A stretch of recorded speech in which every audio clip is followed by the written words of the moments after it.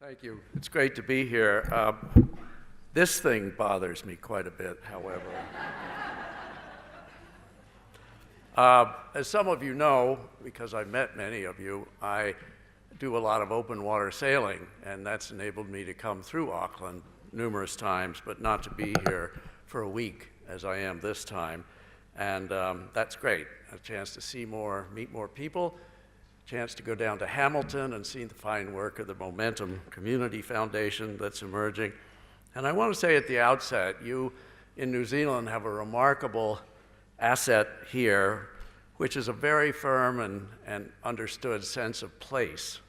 And I say that because while in Silicon Valley we've been able to generate more generosity, we still have a very difficult time convincing our enormously diverse population that in fact they have a responsibility to where they live and an opportunity to work together, and that's still proving challenging. As I like to say, many of the people who live in Silicon Valley came there to work, not to live. That just happened to be where the jobs were, and at any rate, that's always a challenge, and less so here, for sure. Silicon Valley is a region south of San Francisco. It has about 2.2 million people, highly diverse. 60% or more of the population was born somewhere else, and 30% born overseas. There are 15 cities, all with their own agendas and operating relatively independently. But what I want to do tonight is not tonight, this afternoon, is not so much to talk about the foundation, but rather some themes that I see emerging in philanthropy worldwide. First of all, philanthropy is changing globally at the speed of light, and it may not seem like it, but it is. It's being driven by at least four things, which I'll talk about: new donors, new giving strategies, new rhetoric, and the emergence of social impact investing, which I will spend some time on tonight, this afternoon, and talk about. This evolution has significant implications for nonprofit organizations, NGOs, for funders, and for the worldwide culture of giving. So what I want to do today is trace this evolution, maybe revolution isn't too strong a word, examine what factors are driving change in philanthropy, in my view, and finally explore the most significant new philanthropic trend, social impact investing. But let's start by looking back, a little history. Just FYI, in the United States, charitable giving has been a tradition since we were created officially in 1776 and well before that. In the 19th century, private charitable organizations and churches provided the primary means of social services, not government. In the late 19th century, as tides of immigrants from non-English speaking countries arrived and migrated to the cities, the social problems became immense, and private charities simply could not deal with it. At the same time, late 19th century, we saw the creation of new industries from the Industrial Revolution, and with them came enormous individual wealth. Think Rockefeller, Mellon, Carnegie, all the rest. So our income tax was passed for the first time in 1913. We didn't have one before then. Passed unanimously, by the way. The Republicans don't think that's true, but it is. And so with the income tax came the intention of A, generating more revenue for the government to start providing social services, and two, for the government to get into the pockets of these super wealthy people, because they provided tax revenue, but also gave tax deductions for the creation of foundations and nonprofits, and that's where those big foundations came from. Well, not to bore you with history, but flash forward to 1975, 40 years ago, dawn of the computer age. Do you remember that year? In the United States, gas was 44 cents a gallon. The Dow Jones was at 800, it's now at 18,000. Tiger Woods was born. The laser printer was invented, and Microsoft created the first ever personal computer that year. There were 300,000 NGOs in America. Today, there are 1.7 million, and the salaries paid by those are 10% of the US economy. But not to be the provincial American. That was the year in New Zealand when you gained your second television channel. US swimmer Lynn Cox swam the Cook Strait in 12 hours, and your own Peter Casserly hand-sheared a record number of 353 lambs in 9 hours. Woo! So what's the point of this 40-year rear view? It's because in that year, and this is the statistic I want to leave with you, in that year, 50% of all the wealth in America, just 40 years ago, was inherited basically from industrial revolution industries, coal, steel, iron, railroads, etc. Today, that 50% inherited is 7%, 7. That means 93% of the wealth in America is self-made, and that has significant implications for philanthropy and philanthropic decision-making. And 40%, just as a footnote, is in two industries, technology and investment banking. Moreover, with this seismic shift in the wealth, being from California, I shouldn't use that word, has come a new philanthropy, which is worlds apart from 1975 and the earlier 20th century. Philanthropy is different in at least 5 ways, which I'll briefly go through: technology, the global economy, institutions in the sector, practices, rhetoric, and people. So let me talk briefly about that. First, technology. I don't have to tell you. Global, universal, accessible communications. All charities are now visible, thanks to the internet.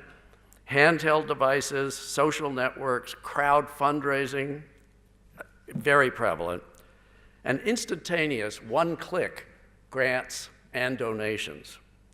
In the 10 days after the Haiti earthquake, in America, $40 million was generated in 10 days in $10 contributions. Let's look at the economy, a global high-tech service economy, not the top-down, monolithic industrial companies that we saw 100 years ago. Huge new wealth overnight. 1990, there were about 13 billionaires in the world, and today there are almost 500. New institutions, an explosion of donor-advised funds. In America, we have several large corporations, Vanguard, Fidelity, Schwab, others, which offer donor-advised funds. Don't ask me how they got tax deductibility for that, but there's some 50 billion in donor-advised funds in the United States, in community foundations, but mainly these large gift funds. Decentralized virtual philanthropic communities in cyberspace, an internet that provides systemization of data, shared taxonomy of terms for searches, and access to charities anywhere in the world. New practices, increased giving models, including venture philanthropy, giving circles. We have many communities that have women's funds, for example, raising money for specific causes. E-philanthropy, over $3 billion a year is now donated online in the United States, which is both good and bad. And I don't have time to get into it, but I'll be speaking here tomorrow to some NGOs about it. It's very reactive philanthropy, and it often ends up way undershooting the capacity of the donor to do what they might do were they more engaged and connected. But it's very reactive, and that's not bad, but not if that becomes the accepted way to do it. New in terms of rhetoric. Now we hear donor investors, making a difference, social change, and causes, not organizations. And you think back to what we used to say about giving back and nonprofits working in the third sector to help disadvantaged and needy. We don't hear those terms anymore. And even the word generosity means something new. It used to mean how much you give. Now it means the relation of your giving to your wealth, which is different. I have to tell the out-of-school story that I was working on a project in Los Angeles and at a time when Bill Gates decided to give half his wealth away in his lifetime. And early one morning, I was barely awake, a reporter from the LA Times called me and said, "What do you think?" And I said, "What do I think about what?" She said, "Don't you know? Bill Gates has said he's going to give away half his wealth in his lifetime." And I said, "Only half?" And they wrote that. And I got an email from a certain person about, "Give me a break." Anyway, enough about that. But if this is how philanthropy has evolved, and it is, what does it say about who these new donors are? And Liz already referenced several of these things. I'll just quickly go through. Self-made wealth, made by listening to their own drummer, and made by listening to their colleagues and networks. That's where they get their ideas, not by talking to experts. Secondly, networked with others, just what I said. Very uncertain about wealth and suddenly having wealth and what to do about it, because if you made it quickly, implicitly, maybe you'd lose it quickly. And I sat down with a donor one day, I told this story earlier today, from Google. And his name was John at Google. That was the email address. Do you know how many Johns there are at Google? He was number one. So I said, "This man has some money."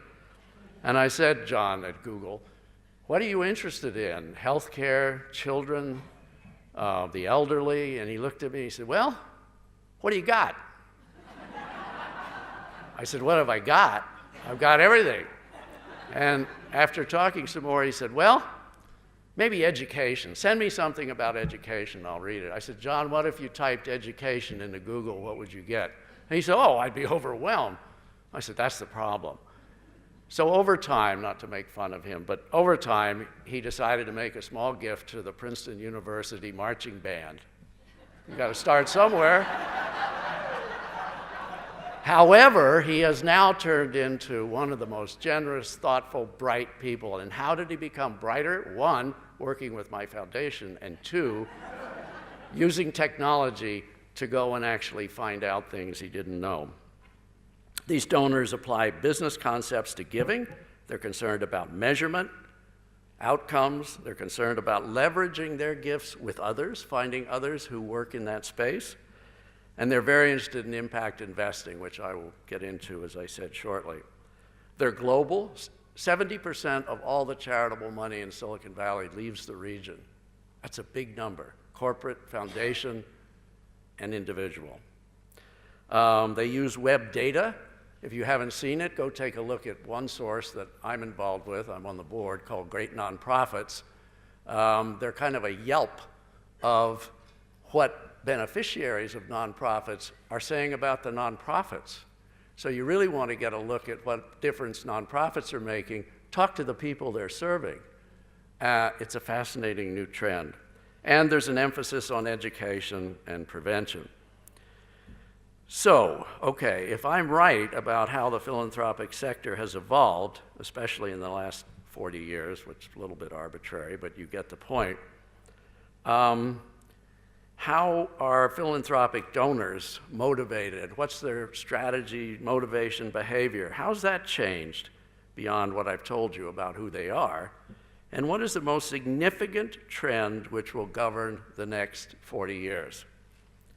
Well, now here we get into the realm of forecasting and predicting. Some of you may know the famous American philosopher and baseball great Yogi Berra. He once said, "Predictions are really hard to make, especially about the future." He also said, unrelated, "If you want your friend to come to your funeral, you better go to his." Notwithstanding Yogi, I believe the next huge tsunami of philanthropic change, I shouldn't use that term out here, is going to be social impact investing. So let me take a few minutes and talk about this, and I hope this will trigger questions as we go along, and I've left plenty of time for that. Let's begin with definitions, because it's not altogether clear to people. When they hear social impact investing, they sometimes think, oh, I know what that is. That's socially responsible investing, the screening of investments that may have some sort of negative impact to society, cigarettes, alcohol, oil, and it's not that. And some people say, oh, that's sustainable investing, which refers to the active incorporation of criteria into the investment decision. A positive screen prioritizes financial returns above social or environmental returns, but acknowledges that. What's different is impact investing, in that it intentionally and explicitly sets out to deliver the dual objective of social or environmental outcomes and financial returns, which may be below market, at market, or above market, which people often don't realize. Now, at the risk, and I don't have a PowerPoint, as you see, so at the risk of sounding like alphabet soup and a lot of acronyms, let me take you on a brief helicopter tour of who's working in this sector. And these are some of the organizations you'd want to look to and find out more. There's something called the GIN, G-I-I-N, Investors Council, which is made up of impact investors and facilitates learning and collaboration and is a platform for disseminating the latest research and best practices. G-I-I-N, GIN, Global Impact Investors Network. A good friend of mine, Charlie Kleisner, enormously wealthy techie in Silicon Valley, complimented GIN by creating an organization called TONIC.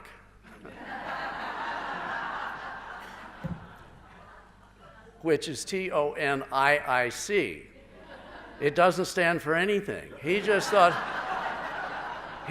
it would be clever to have gin and tonic. And what TONIC does, and you can go to their website in all of these cases, of course, what TONIC does, it's a global network of angel investors hooked up together to identify, share, and invest in promising social impact investment opportunities all over the world.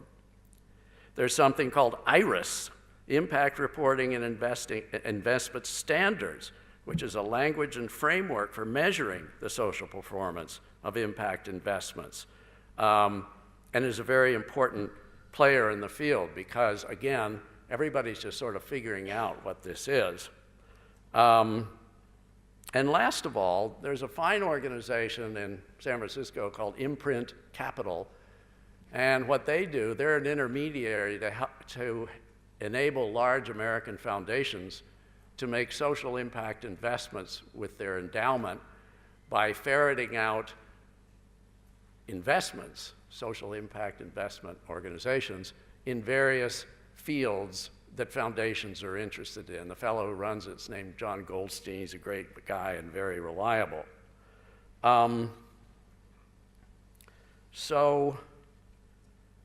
And then the last one, if you will, is there has just begun, and this is a significant development, it's very nascent at this point, the Social Stock Exchange in London.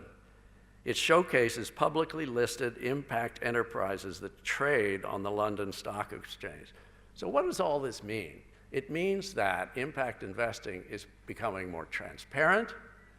There are now mechanisms to ferret out companies that work in an area that a donor, investor, cares about, and it's really quite remarkable. 5 years ago, none of these things existed, so it's moving at the speed of light. Now, the last thing I'll say very quickly about this, financial returns. Some investors expect returns that compete or even outperform traditional investment benchmarks, recognizing that they're investing because of social and financial return. Impact investors in emerging markets, venture capital, expect average returns of 12 to 15%, which compares to average realized return of 10% for traditional venture capital investments in emerging markets. In other words, there's a better return in some of these social impact enterprises. They're typically in emerging markets in microfinance and sustainable agriculture. Debt instruments in the emerging market, return expectations are 8 to 11%, and in developed markets, the returns are much lower. Now this is interesting. You can make more money with an impact invested in an emerging market than you can in a developed market. And that's partly because people living, small businesses, in those emerging markets are used to paying higher interest rates. Thank you. It's great to be here. This thing bothers me quite a bit. I want to hear from you. I think that social impact investing is here to stay, and it's growing exponentially now, and it'll be more so in the future. Donor-investor decisions about whether to invest or donate now, excuse me, is virtually seamless. In fact, to some donors, investors, it's preferable because they understand the business model better than they understand nonprofits, often because they grew up without having much exposure to the nonprofit sector. I think it will grow for several reasons. Excuse me. First, major American foundations are adopting social impact investments as a regular part of their portfolios. In other words, foundations, and probably the poster child is Pierre Omidyar's foundation. He founded eBay along with Jeff Skoll, a friend of mine,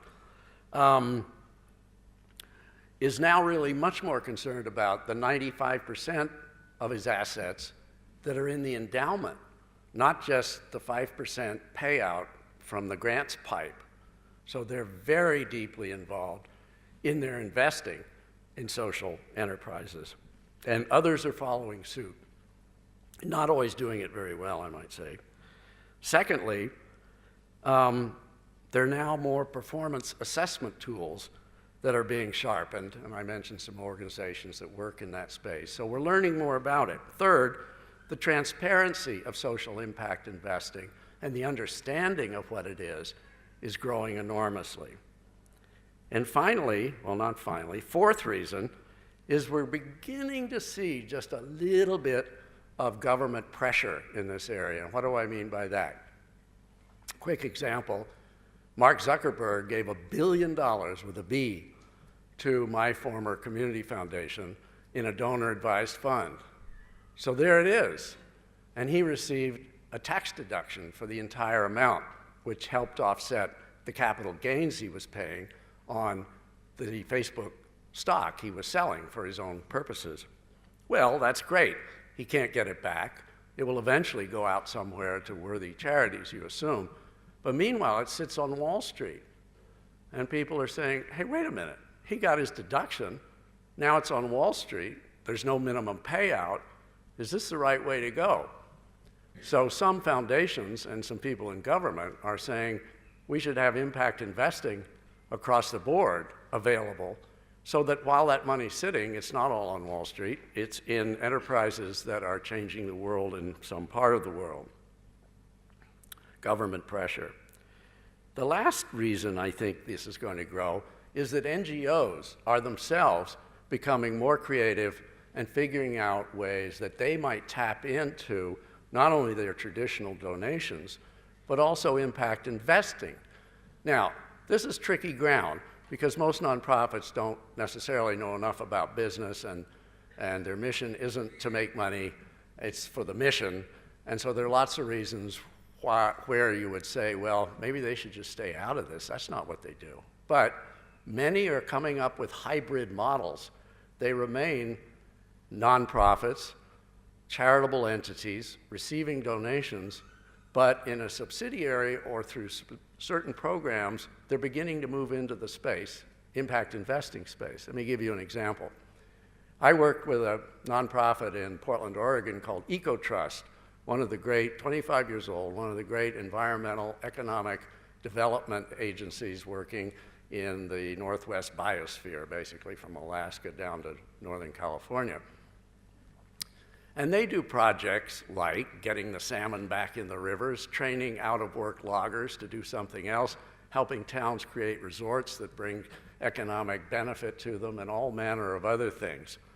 Well, while they were working with a town in British Columbia, the town said, well, this is great, you've really helped us, the economy's on the rebound, things are great, but you know, we get all our water from that mountainside over there, and we're worried it's going to get logged or a ski hill or something put in, and that's the end of the town. So EcoTrust, under the leadership of a Renaissance man, Spencer Beebe, said, well, maybe we can help with that too. And they went out to the investor market and raised millions of dollars to buy the mountain and sell it back to the city. So the city got its mountain, the investors got a modest return, but adequate as a debt instrument, and EcoTrust ended up with money which they turned back into all their charitable work. Now, I'm not saying this is common, I'm not saying it's happening everywhere, but bright, creative, nonprofit leaders are saying, hey, this whole market is shifting under our feet. The other thing that worries some of us is that to the extent donors, investors, are more comfortable working with the business model, it implicitly rejects the nonprofit model. And that's unfortunate because, as you all know in this room, nonprofits do more than solve problems in the social, environmental, healthcare area. They're also vehicles for civic engagement and civil society and consensus decision-making and communities deciding what's best for them. So I'm not saying one will replace the other, but I think we all need to be very vigilant as this trends develop and see how it can be integrated with what nonprofits do and help donors understand that there are several ways to go about solving problems. I think maybe I'll stop here. I would really like to hear your disagreement or alternative points of view and your questions. And to leave you with the thought that what you all are doing in New Zealand at this time is really important, and I hope you all feel that, for future generations and for philanthropy in this country. And I said to some of you earlier, the great mentor in my life, all my life, was John Gardner, a Renaissance man, a towering figure in America, the late 20th century, worked with Lyndon Johnson, and then later created an organization called Common Cause, which was a citizens advocacy group. And he was very good at sort of looking ahead and thinking what differences people could make now that benefit others in the future. And he wrote, in creating Common Cause, we've done more than created an organization. We've given life to an idea. Even if the organization should close its doors, lose its effect, sometime in the 21st century, which was then 10 years ahead, the idea will not die. Instead, years later, facing grave problems, we'll look back at what we have done and say, citizens have done it once, we can do it again. And he finished by saying, the spark from one fire lights another fire, and there's a wind that blows down the path of history. The spark we send down the wind will ignite later generations. It will not die. And that's what you all are doing here now, and I congratulate you for it, and now I'll take questions.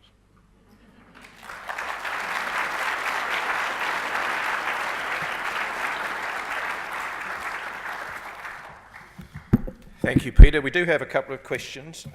You talked about civic engagement and citizens and communities taking ownership of their challenges, and one of the questions we have is, how do you think globalisation and impact investing has influenced, or perhaps can influence, place-based giving?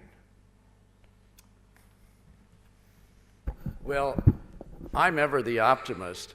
I think it will reinforce place-based giving, and the reason I say that is it's an alternative to traditional philanthropy, but there's no reason that a community foundation, just to pick on that, or a private foundation in a region can't decide that part of its investments will go into local nonprofit or charitable causes by way of small enterprises. And we're seeing that happen in some parts of the US. In other words, they invest their funds in small social impact companies that improve the quality of life in that region. I think and the reason that may be important is that, and maybe I'm too optimistic, is that many corporations, and certainly in Silicon Valley, they don't do place-based giving. They're Employees are all over the world, and sure, they'll give something because they're headquartered there in Silicon Valley, but they're just as interested in seeing that money goes to Dublin where they have a big plant, or Berlin or something else. So there isn't this corporate urgency and commitment to local giving, and if giving can include investing, this would be one way to do it. Slightly related to your answer to that last question, is the trend to global philanthropy due to concern about international causes or because the donors fancy themselves as global citizens? Oh, I think it's fair to say it's both. There is concern about global causes. Jeff Skoll, the other founder of eBay, is a terrific guy, and I'm on his board of directors, and a great deal of his money goes into saving the Amazon forests and other kinds of issues. He calls them global threats, and among them are global warming, pandemic flu, a range of clean water. He also owns a film company, made a terrific documentary called Last Call at the Oasis, which is a great title, basically arguing water will be the new oil, and it's happening fast. So interest in those causes, and also he has a global outlook, and when corporate people or individuals are spending time on airplanes and in other countries, Apple gets all its products from China, how could they not be sensitive to issues in other parts of the world? Peter, and one final question. For foundations that are now thinking about embracing social impact investing, and this is an asset allocation question, what advice do you have on the proportion of assets that they might hold as a percentage of their portfolio to invest for impact? Well, I think the good news is that social impact investing is gaining in understanding and outcome measurement. And so I think that donor investors, including foundations, are becoming more sophisticated about it. And while I've painted a sort of either or, I guess, to some extent, between donating and investing, I think this is the way our economy's going. I recently saw a study of 5,000 millennials in the United States, and they said, what do you think the main purpose of a corporation is? And 40% of them said, to bring about social change. And so I think that's great. And the point of it is, it's not going to change. It's out there. I think the trick is to learn as much as you can.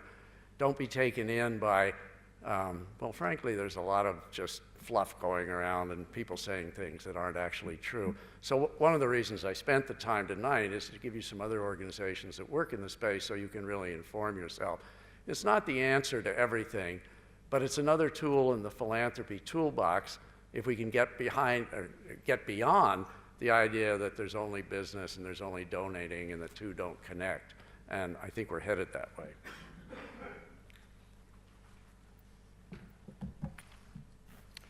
Thank you very much, Peter. That's the end of the questions, and it's now my pleasant duty to thank you for your presentation. Thank you for coming all the way from America to talk to us, not in your sailboat.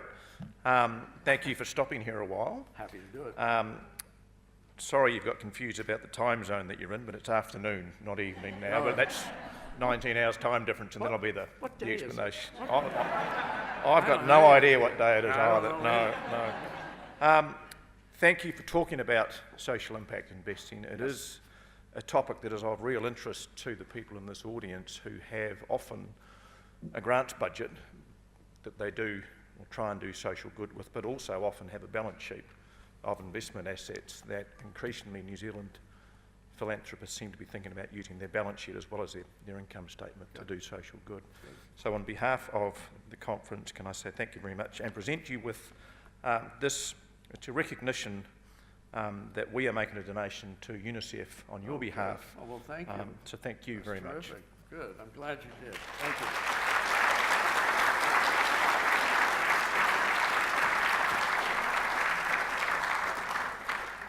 By the way, one final thing, and I don't make any money from this, but I wrote a book a few years ago about community foundations, and you can get it on Amazon. And it's a series of essays about good practice and how to bring about place-based change. It's called Local Mission, Global Vision. community foundations in the 21st century. And again, it's still relevant, but it may not be in 5 years, so read it now. And again, I make nothing from it anyway.